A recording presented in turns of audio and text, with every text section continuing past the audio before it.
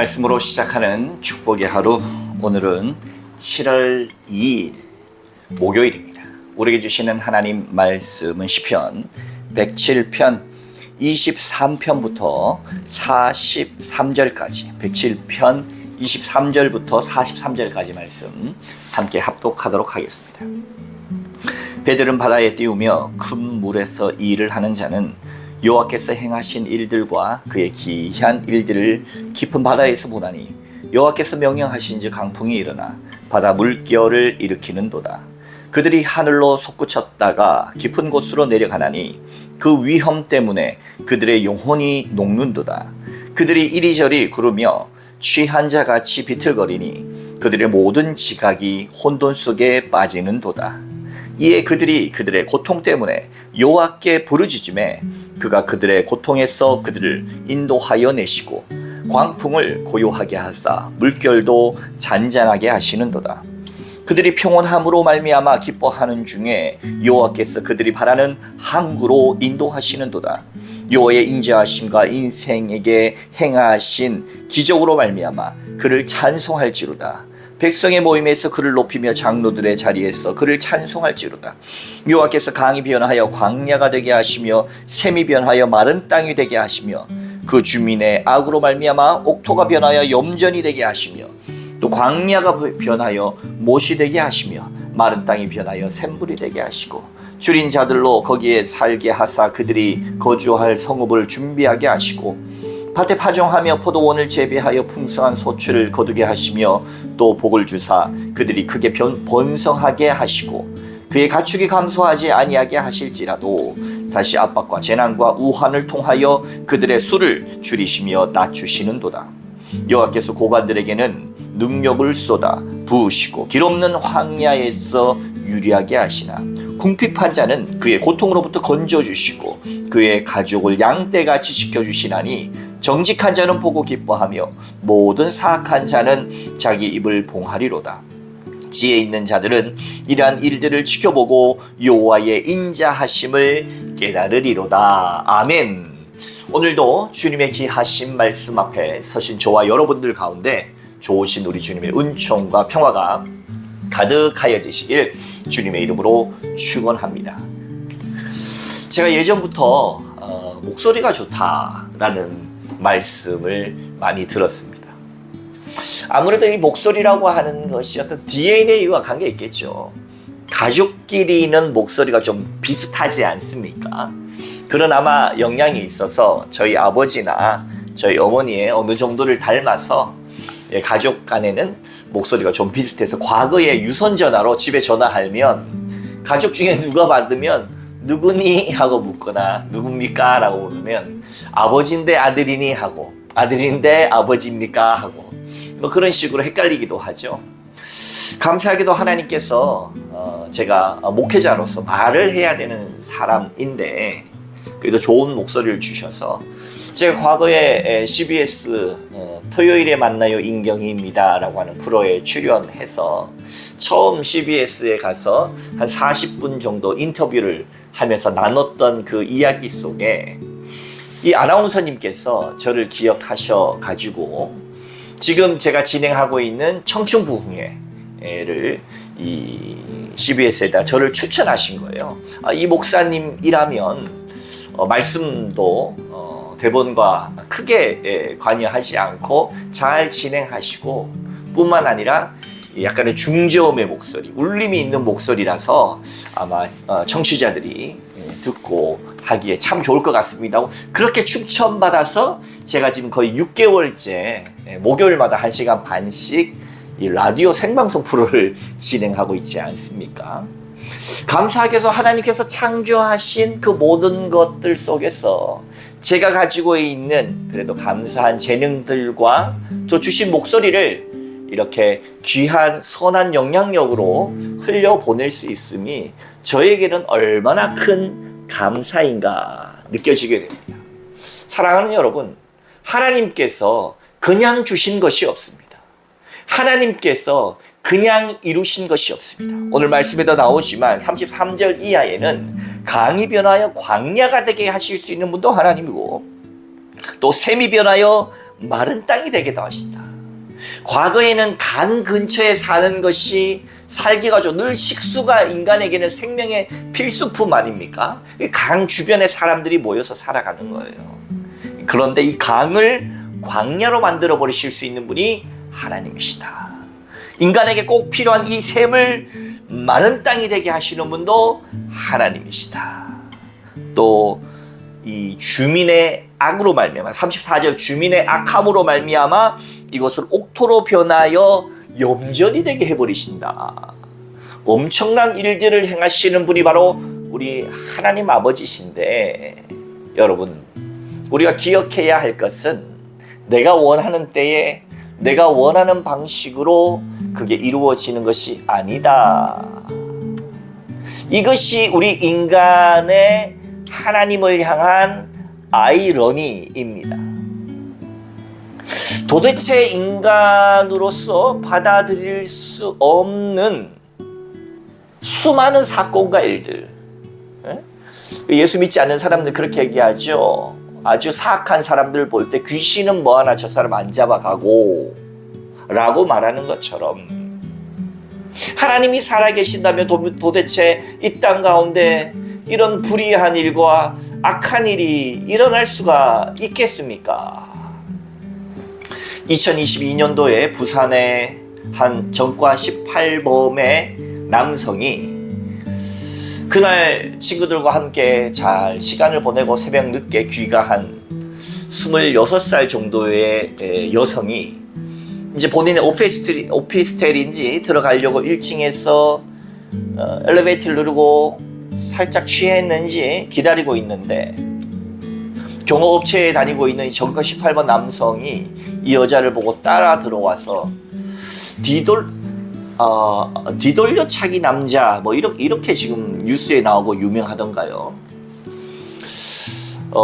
뒤돌려차기를 해가지고 이 여성을 팍 맞고는 몸을 움츠려서 콱 쓰러졌단 말이에요. 벽에 탁 부딪혀가지고. 아무 관계가 아닙니다. 두 사람은 전혀 아는 사이가 아니에요. 길 지나가는 걸 이 남성이 따라 들어온 겁니다. 그렇게 해서 뒤돌려차기 해가지고 이 여성이 그냥 거의 막 몸을 움츠리고 있는데, 이제 정신을 잃지 않았다라는 걸 이 남자가 아니까 그 다음에는 4번인가를 밟습니다.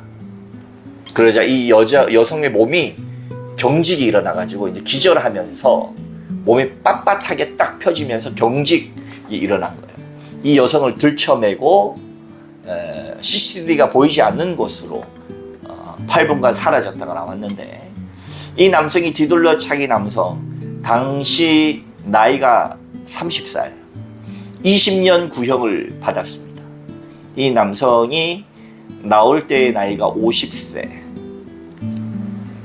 보복으로 인해서 한 1년 정도 더 부과가 될 수 있는 것이 있지만, 이 여성은 평생의 트라우마를 가지고 디자이너였다고 하는데 자신의 일을 더 이상 할 수 없고, 한때는 화장품과 치약을 구별할 수 없는 상태, 그리고 이 단기 기억 상실증, 뭐 수많은 정말 마른 하늘의 날벼락 같은 사고, 사건, 그런 것들을 만날 때 그 당사자 입장에서는 하늘이 무너지고, 그렇죠? 어떻게 이런 일이 있을 수 있었냐 말이에요. 하나님이 살아계시다면 어떻게 이런 일이 있냐 말이에요. 그래서 요즘에 나오는 많은 드라마들이 속이라도 시원하라고 선생님들의 교권을 지켜주는 참교육이라는 드라마라든지, 아니면 재판에 관한 드라마 같은 경우도 판사가 말이에요, 변장을 해가지고 법으로 심판한 것이 아니라 주먹으로 심판하는 그런 드라마들이 만들어지는 이유가 뭐예요? 깝깝하다는 거예요. 깝깝하다. 인간이 만들어온 이 제도라고 하는 것이 깝깝하다. 그렇다고 해서 절대로 제도를 무시하면 안 되죠. 무시하면 안 되죠. 혹여나 모를 이 법의 정신이 그런 게 있지 않습니까? 무죄 추정의 원칙. 100명의 범죄자는 놓칠지언정 1명의 무고한 사람은 만들지 말자. 그런 법의 나름의 원칙이 있잖아요. 좀 깝깝해 보일 수는 있지만 그럼에도 그 법의 테두리 안에서 그렇게 하지만, 이 법 상식이라고, 법 정서라고 하는 것이 일반 시민들과 좀 맞지 않는 경우들이 있습니다. 수많은 댓글을 보면 뭐 평생 못 나오게 해라부터 시작해서 뭐 입에 담지 못할 그 남성에 대한 수많은 비난이 어찌 보면 사람들의 당연한 감정일 것입니다. 그런 것을 보면서 온 세상 만물을 창조하신 하나님, 모든 것을 주관하신 하나님, 어떻게 이런 일이 있을 수 있습니까? 라고 인간은 생각할 수 있습니다. 인간은 생각할 수 있어요. 그러나 그 질문에 대한 정답은 뭡니까, 여러분? 그 질문에 대한 정답은 제가 오늘 알려드리겠습니다. 그 질문에 대한 정직한 정답은 이겁니다. 모른다. 여러분, 우리가 다 이해할 수 있고 내 마음대로, 내가 선하다고 생각하는 대로, 내 판단대로 따르는 하나님은 더 이상 하나님일 수 없습니다. 괘씸하죠. 분노하죠. 어떻게 이런 일이 있을 수 있냐고 당연히 생각하죠. 말할 수 없는 고난 속에서 우리는 충분히 하나님 앞에 따질 수도 있겠습니다. 자신의 금쪽 같은 아들을 88년도에 교통사고로 잃었던 소설가 박완서 선생님도 마찬가지고, 세월호 사건도 마찬가지고, 오랜 역사 속에서 독일의 그 아우슈비츠 수용소 유태인 학살도 마찬가지고, 하나님 어떻게 이럴 수 있습니까? 했을 때 몰트만이라고 하는 신학자는, 그 한 신학자는 뭐라고 얘기했냐? 도대체 하나님 어디 계셨습니까? 하나님 그 극악한 순간 어디에 계셨습니까? 했을 때 그 신학자의 마지막 그 답변은 바로 하나님 그들과 함께 똑같이 가스실에 들어가셨다. 예수님 그들과 함께 똑같이 폭행당하셨다. 예수님 그들과 함께 배 밑에 함께 가라앉으셨다. 이렇게 신학자는 이야기를 합니다. 고난 중에 우리와 함께 동참하시며 고난당한 그들을 다시금 일으키시는 예수님의 모습을 그 신학자는 그렇게 그려냈습니다. 그들과 함께 가스실에 들어가셨다. 무능해 보이는 죽임당한 어린 양의 모습으로 모든 이들을 구원해내시는 그 하나님의, 지극히 우리를 사랑하시고 우리의 고통을 아시는 그 하나님으로 말미암아 우리는 위로받습니다. 그러나 왜 그런 일이 일어나야 하는지 모른다. 이것이 정직한 대답이겠지만, 그러나 우리의 인간의 이 작은 소견으로 그걸 다 판단할 수는 없겠으나, 오늘 말씀은, 영원하신 하나님의 말씀은 분명히 이야기하십니다. 광야가 변하여, 35절, 광야가 변하여 못이 되게 하시며 이제는 마른 땅이 변하여 샘물 되게 하시는 하나님. 우리는 죽음이 끝이라고 생각하지만 하나님에게 있어서 인간의 죽음은 끝이 아니라 또 다른 시작입니다.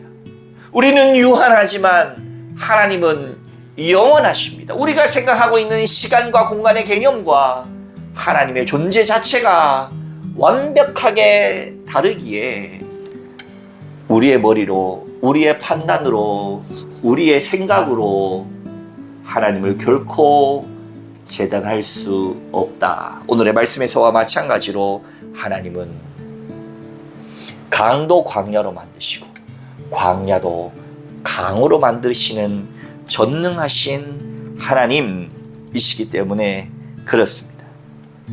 그러면서 결국 우리가 알 수 있는 것은 뭡니까? 42절, 43절. 정직한 자는 보고 기뻐하면 모든 사악한 자는 자기 입을 봉하리로다. 결국 하나님은 때가 되면 악한 자를 심판하시고 선한 자를 높이시겠다 말씀하셨습니다.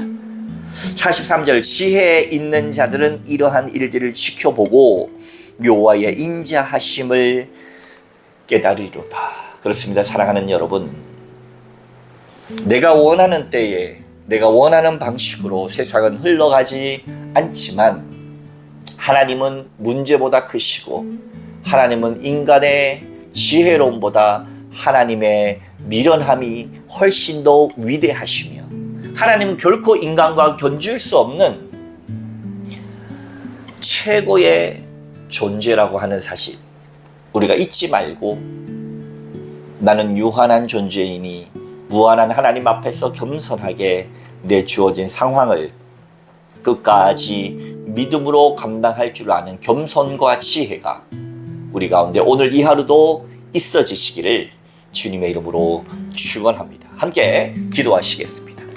거룩하신 하나님 아버지, 강을 광야로도 만드시고 그리고 광야를 샘으로도 만들어내시는 전지전능하신 하나님 앞에 하나님 유한한 인간임을 인정하고 우리의 역사에 개입하셔서 결국 악한 자를 심판하시고 선한 자를 높이시는 영원한 하나님의 시각 안에서 우리의 유한한 인간이 겸손하게 주님을 신뢰하고 믿으며 오늘 이 하루도 감사함으로 신뢰하고 우리를 반드시 선한 길로 인도하실 하나님, 정말 우리를 부활 소망 갖게 하시는 하나님, 죽음 너머의 세상에서도 우리를 새롭게 품으시고 예수 그리스도의 부활의 첫 열매와 같이 우리도 영생 복락을 누리게 하시는 하나님 안에서의 참 자유와 소망을 오늘 이 하루도 누려가게 하여